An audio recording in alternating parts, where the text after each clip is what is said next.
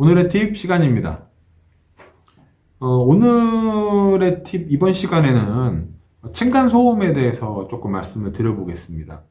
사실 층간소음은 정말 엄청난 게 큰 문제죠. 동네 어디를 떠나서 어떤 주거 형태든 간에 위아래층을 내가 쓰는 단독주택이나 수직형 타운하우스, 물론 수직형 타운하우스도 위아래 층간 소음은 관계없지만 옆에 벽간 소음이 또 문제가 되기도 하는데, 일단 거의 대부분의 전 국민이 시달리는 문제 중에 하나죠. 거창하게 층간 소음에 대해서 얘기를 하지만 사실 이미 지어진 집의 층간 소음을 어떻게 해결할 방법은 사실 거의 없죠.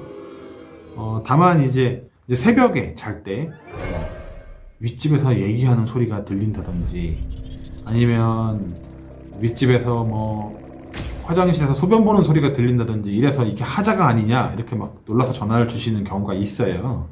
그래서 그런 부분에 대해서 조금 설명을 드리려고 합니다. 빌라가 됐건 보통 대부분의 집들이 위층하고 아래층의 그 천장의 벽체 두께가 가장 얇은 곳이 욕실입니다. 왜냐하면 보일러가 들어가지 않는 경우가 더 많고요.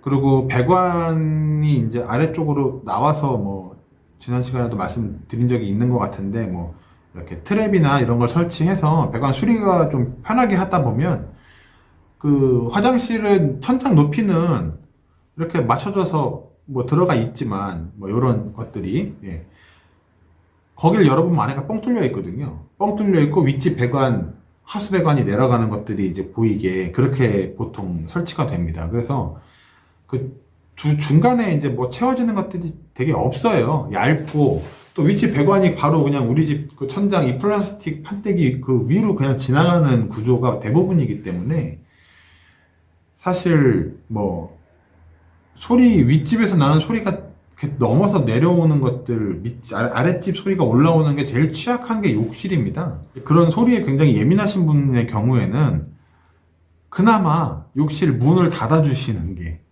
제일 좋은 방법입니다. 주무실 때 욕실 문을 닫고 주무시면 그래도 좀 적게 들리거든요. 아무래도. 그래서 이제 문이라도 닫고. 그리고 그거는 사실 윗집도 마찬가지예요. 윗집도 욕실 문을 닫고 아랫집도 욕실 문을 닫으면 그만큼 소리가 덜 전달될 거거든요. 근데 이제 윗집도 열어놓고 떠들고 아랫집도 열어놓고 자다 보면 그 소리가 다 진짜 옆에서 얘기하는 것처럼 들리기도 하죠. 그래서 이제 애초에 구조 자체가 욕실은 윗집하고 아랫집의 이 소음이 이렇게 지나가기가 좋은 구조이고, 또 하나가 환풍기. 욕실 환풍기 같은 경우에도 이 관이 이제 하나로 이어져 있거든요, 결국엔.